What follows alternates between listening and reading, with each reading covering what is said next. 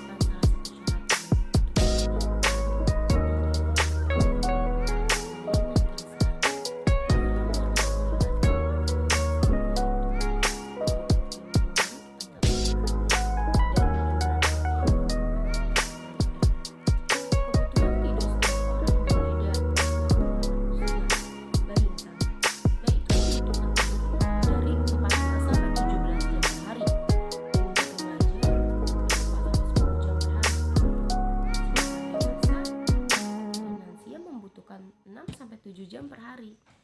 Dan secara fisiologis, kualitas tidur yang buruk dapat menyebabkan rendahnya tingkat kesehatan individu yang menyebabkan kelelahan dan mudah letih. Secara fisiologis, rendahnya kualitas tidur mengakibatkan ketidakstabilan emosional, kurangnya percaya diri, dan kecerobohan. Di sini metode penelitiannya saya gunakan. Jenis penelitian yang digunakan dalam penelitian ini adalah penelitian kuantitatif dengan desain deskriptif. Kenapa kita menggunakan kualitas kuantitatif? Karena di sini memudahkan kita untuk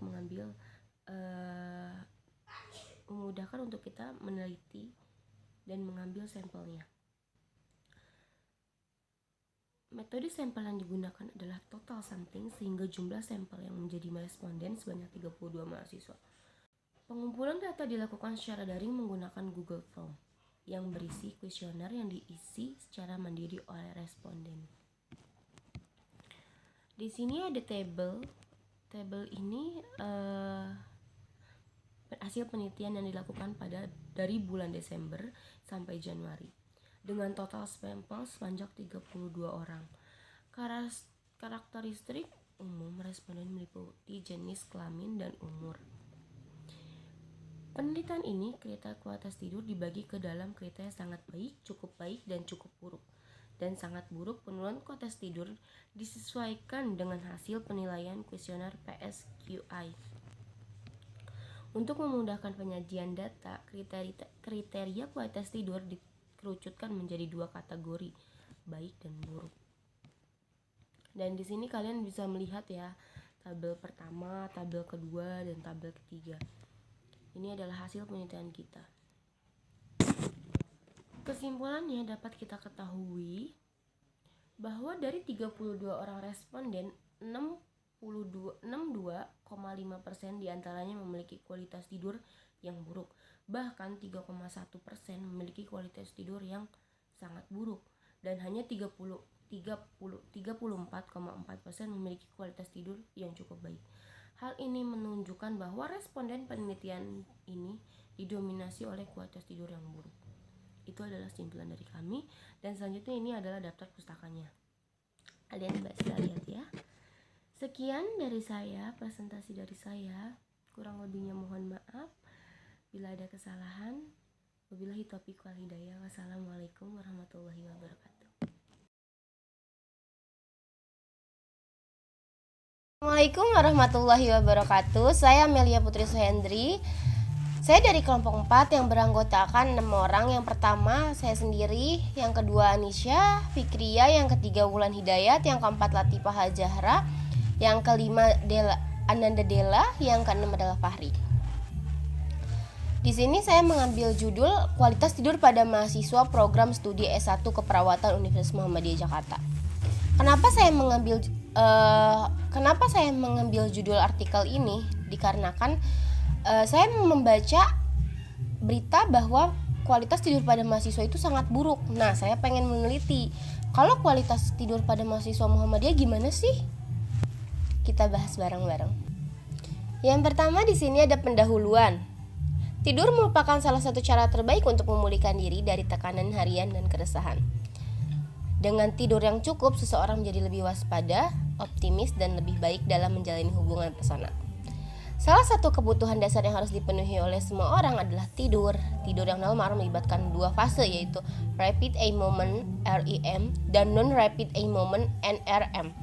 Dalam fase NRM terjadi 4 tahap selama satu siklus tidur. Tahap 1 dan 2 merupakan tidur dangkal dan sering terjadi pergerakan bola mata yang lambat. Pada tahap ini seseorang lebih mudah untuk dibangunkan. Tahap 3 dan 4 merupakan tahap tidur yang sulit dibangunkan. Di sisi lain, pada fase REM, pergerakan bola mata lebih cepat, pola napas dan tekanan juga meningkat. Kebutuhan tidur setiap orang berbeda tergantung dengan usia. Pada bayi misalnya, bayi membutuhkan tidur selama 14-17 jam per hari. Remaja membutuhkan 8-10 jam per hari. Sedangkan dewasa dan lansia membutuhkan 7-9 jam per hari. Secara fisiologis, kualitas tidur yang buruk dapat menyebabkan rendahnya kesehatan individu dan meningkatnya kelelahan atau mudah letih. Secara fisiologis, rendahnya kualitas tidur dapat mengakibatkan ketidakstabilan emosional, kurang percaya diri, impulsif yang berlebihan, dan kecerobohan.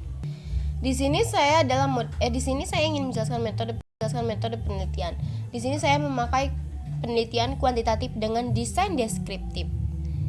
Kenapa saya menggunakan kuantitatif? Karena lebih memudahkan untuk mencari informasinya, untuk mempermudah saya untuk mencari informasinya. Metode sampel yang digunakan dalam total sampling sehingga jumlah sampel yang menjadi responden sebanyak 32 mahasiswa. Pengumpulan data dilakukan secara daring menggunakan Google Form yang berisi kuesioner yang diisi secara langsung mandiri dan responden. Dan di sini saya ada tabel pertama, distribusi responden berdasarkan umur dan jenis kelamin. Penelitian yang telah dilakukan pada 2 Desember sampai 7 Januari 2022 dengan total sampel sebanyak 32 orang. Karakteristik umum responden meliputi jenis kelamin dan umur. Dan kalian juga bisa melihat di sini ada karakteristik umur dan responden dan persentase. Di sini ada 7-8. Kalian bisa lihat sendiri total semuanya di tabel berikut ini. Gambar kualitas tidur. Pada penelitian ini, kriteria kualitas tidur dibagi ke dalam kriteria baik, cukup buruk, dan sangat buruk. Penentuan kualitas tidur disesuaikan dengan hasil penilaian kuesioner PSQI. Di sini juga ada tabelnya, kalian bisa lihat sendiri. Dan yang ketiga di sini ada tabel 3. Untuk memudahkan penyajian data, kriteria kualitas tidur dikerucutkan menjadi 2 kategori, yaitu baik dan buruk. Kalian juga bisa lihat di sini ada jenis kelamin laki-laki perempuan, kualitas tidur baik dan buruknya. Totalnya di sini ada semua ya, kalian bisa lihat di sini. Di sini juga ada tabel 4 sama yang tabel 3 kan di situ jelasinnya laki-laki dan perempuan. Tapi di tabel 4 ini dijelaskan dari umur 17 sampai 18 dan 19 sampai 20. Dan di sini ada faktor yang mempengaruhi kualitas tidur. Menurut Hayati 2020, pola tidur dan stres emosional, kebiasaan tidur yang buruk, jadwal tidur yang tidak teratur, dan terlalu banyak mengkonsumsi kafein atau alkohol. Kebutuhan tidur yang tidak terpenuhi. Pada penelitian ini, kriteria kualitas tidur dibagi ke dalam kriteria baik, cukup buruk, dan sangat buruk. Pendek yang diterima oleh tubuh. Dan di sini saya juga sedikit akan menjelaskan kesimpulan dari artikel saya. Kesimpulan dari artikel tadi adalah bahwa dari 32 responden itu 62,5% diantaranya memiliki kualitas tidur yang buruk. Bahkan 3,1% memiliki kualitas tidur yang sangat buruk. dan hanya 34,4% memiliki kualitas tidur yang cukup baik. Hal ini menunjukkan bahwa responden penelitian ini didominasi oleh kualitas tidur yang buruk. Berarti kita dapat simpulkan bahwa mahasiswa Universitas Muhammadiyah Jakarta itu kualitas tidurnya juga sangat buruk ya. Di sini juga ada abstrak yang saya belum masukkan di awal.